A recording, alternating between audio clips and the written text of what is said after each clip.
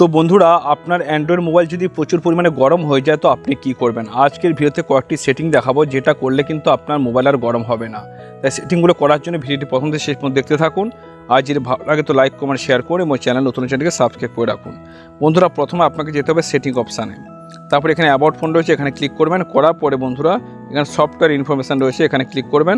করার পরে এখানে বুট নাম্বারের উপর 7বার ট্যাপ করবেন। করার পরে কিন্তু আপনার ডেভেলপার অপশান অন হয়ে যাবে।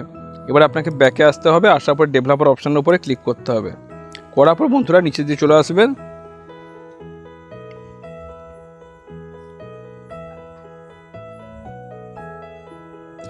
এবারে বন্ধুরা এখানে উইন্ডো অ্যানিমেশন স্কেল রয়েছে, এটা আপনার সাধারণত 1x থাকবে, এটাকে 0.5x করে নেবেন। একইভাবে কিন্তু ট্রানজিশন অ্যানিমেশন স্কেল এটাকেও 0.5x করে নেবেন এবং অ্যানিমেটর ডিউরেশন স্কেল এটাকেও 0.5x করে নেবেন। এরপর নিচের দিকে আসবেন।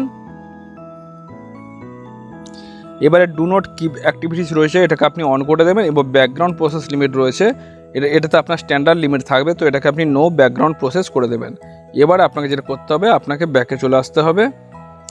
আসার পরে আপনাকে ফাইল ওপেন করতে হবে।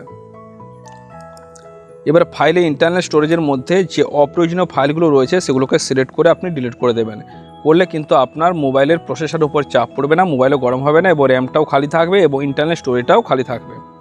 এবারে শেষ সেটিংটা বলি, আমরা যখন কোনো কিছু ফাইলকে ডিলিট করে দিই সেগুলো কিন্তু রিসাইকেল বিনে 30 দিনের জন্য থেকে যায়, যার ফলে কিন্তু আমাদের মোবাইলটা খালি হয় না।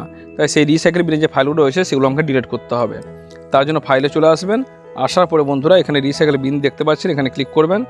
করার পরে এখানে প্রত্যেকটা ফাইলে যেগুলো আপনি ডিলিট করেছেন সেগুলো কিন্তু এখানে শো করবে, তো প্রত্যেকটাকে আপনি সিলেক্ট করে ডিলিট করে দেবেন। বাস এই কয়েকটা সেটিং করলে কিন্তু আপনার মোবাইল গরমও হবে না এবং মোবাইল হ্যাংও করবে না। তো আপনি একবার সেটিংগুলো করে দেখতে পারেন। তো ভিডিওটি কেমন লাগলো কমেন্টে জানাতে ভুলবেন না। ভালো থাকুন, সুস্থ থাকুন।